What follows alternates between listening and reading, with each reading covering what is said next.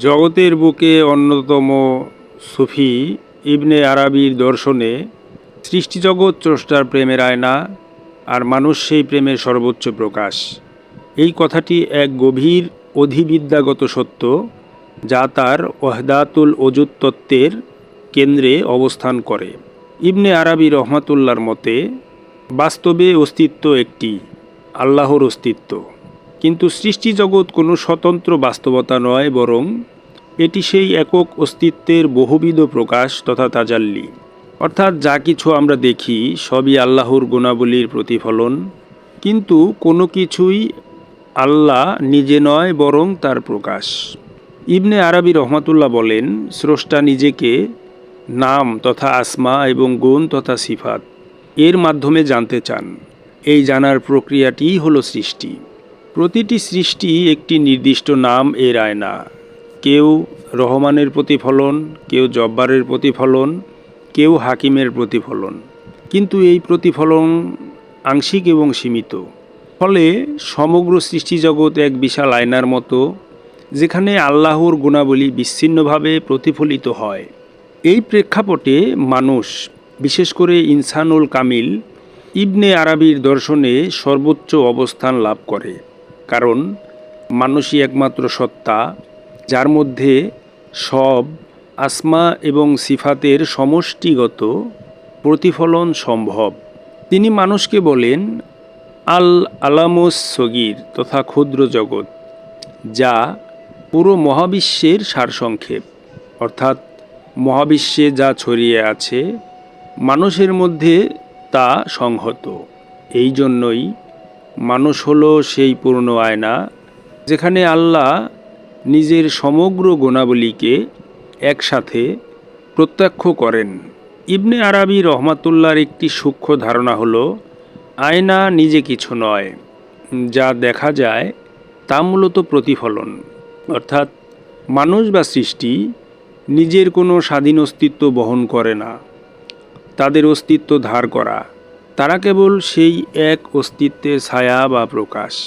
কিন্তু প্যারাডক্স হলো, এই ছায়া ছাড়া মূল সত্তাও নিজেকে প্রকাশ করতে পারে না। তাই সৃষ্টি একদিকে নির্ভরশীল, অন্যদিকে অপরিহার্য প্রকাশের দিক থেকে। ইবনে আরাবি রহমাতুল্লাহ আরও বলেন, আল্লাহ নিজেকে দেখতে চান এবং এই দেখার জন্য প্রয়োজন একটি পূর্ণ আয়না, আর এই পূর্ণ আয়নাই ইনসানুল কামিল। তাই মানুষ কেবল সৃষ্টি নয়, সে এক মহাজাগতিক ফাংশন বহন করে। তা হলো মারিফত তথা জ্ঞানের কেন্দ্র, যেখানে আল্লাহ নিজের পরিচয় নিজেই উপলব্ধি করেন। এই ধারণা অত্যন্ত সূক্ষ্ম। এটি বোঝায় না যে মানুষ আল্লাহ হয়ে যায়, বরং মানুষ এমন এক মাধ্যম, যেখানে সেই একক সত্য নিজেকে চিনে নেয়। ইবনে আরাবি রহমাতুল্লাহর দর্শনে প্রেম তথা এশক এই পুরো প্রক্রিয়ার চালিকা শক্তি। তিনি বলেন, প্রেমই হলো সেই রহস্য, যার মাধ্যমে অদৃশ্য দৃশ্যমান হয়ে থাকে। প্রেম না থাকলে তাজাল্লি হতো না, সৃষ্টি হতো না, পরিচয় ঘটত না। এই প্রেম দ্বিমুখী। আল্লাহ সৃষ্টি করতে ভালোবাসেন, আর সৃষ্টি আল্লাহর দিকে আকৃষ্ট হতে ভালোবাসে। এই আকর্ষণই অস্তিত্বের প্রকৃত গতি। আরও গভীরে গেলে ইবনে আরাবি রহমাতুল্লাহ ফানা এবং বাকাকে নতুনভাবে ব্যাখ্যা করেছেন।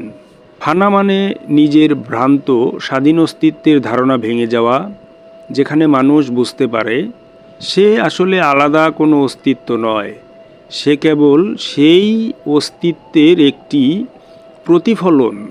আর বাঁকা হলো সেই উপলব্ধির মধ্যেই স্থিতি, যেখানে মানুষ আল্লাহর গুণাবলীর মাধ্যমে বেঁচে থাকে।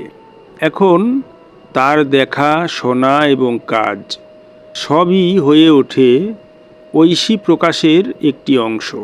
ইবনে আরাবি রহমাতুল্লাহর দর্শনে সবচেয়ে গভীর স্তর হলো জানার বিষয়, জানার প্রক্রিয়া এবং জাননেওয়ালা।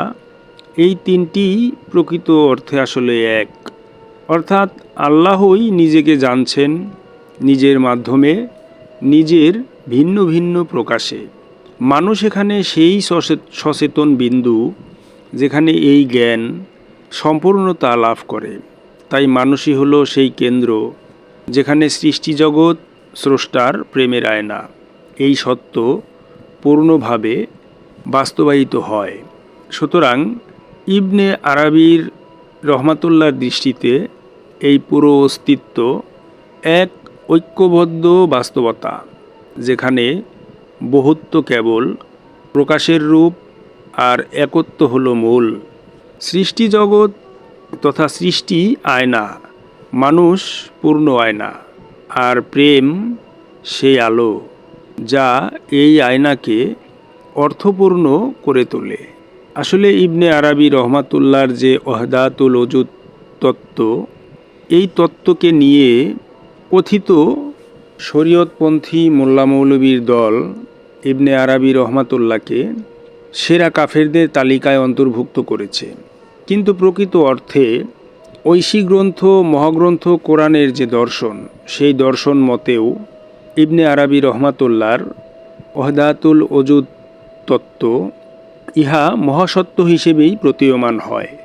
ইবনে আরাবি রহমাতুল্লাহ সুস্পষ্টভাবে ওনার ওয়াহদাতুল ওজুদ তত্ত্বের মাধ্যমে জগৎবাসীর বুকে এই বার্তা দিয়েছেন যে সকল সৃষ্টি স্রষ্টার প্রেমের আয়না।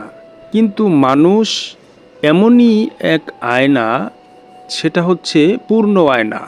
মানুষ নামক এই পূর্ণ আয়নার মাঝেই স্রষ্টার আসল পরিচয় প্রতিফলিত হতে পারে। কারণ যেই প্রেমের কারণে স্রষ্টা এই জগৎ সৃষ্টি করেছেন, সেই প্রেম পরিপূর্ণভাবে প্রকাশ পেতে পারে শুধুমাত্র এই মানুষের মাঝেই। আর এই কারণেই মানুষকেই স্রষ্টার সৃষ্টির মাঝে সর্বশ্রেষ্ঠ ঘোষণা করা হয়েছে। আর এই সর্বশ্রেষ্ঠ ঘোষণা করার মূল কারণই হচ্ছে এই মানুষই একমাত্র স্রষ্টার সাথে স্রষ্টার সেই কাঙ্ক্ষিত প্রেম করতে পারে, তথা মানুষই এই সৃষ্টির মাঝে একমাত্র সেই আয়না, যে আয়নার মাঝে স্রষ্টার সকল গুণ প্রতিফলিত হয়। মানুষ ভিন্ন আর কোনো সৃষ্টির মাঝেই স্রষ্টার সম্পূর্ণ গুণাবলী প্রতিফলিত হতে পারে না। আর এই কারণেই ইবনে আরাবি রহমাতুল্লাহ ওনার ওয়াহদাতুল ওজুদ তত্ত্বের মাধ্যমে সুস্পষ্টভাবেই জগৎবাসীর বুকে তুলে ধরেছেন পুরো অস্তিত্বই ওই এক ঐক্যবদ্ধ বাস্তবতা, যেখানে বহুত্ব কেবল প্রকাশের রূপ, কিন্তু মূলে সেই একত্বেরই জয়গান। সৃষ্টি আয়নাস্বরূপ, আর মানুষ হচ্ছে সেই পূর্ণ আয়না, কারণ সে সেই প্রেম করতে জানে যে প্রেমের জন্যই জগৎ সৃষ্টি করিয়াছেন মহাপ্রভু। আর এই কারণেই মানুষকে বলা হয়েছে পূর্ণ আয়না। আর এই আয়না হচ্ছে সেই আয়না যেখানে স্রষ্টার সকল গুণাবলী প্রতিফলিত হতে পারে।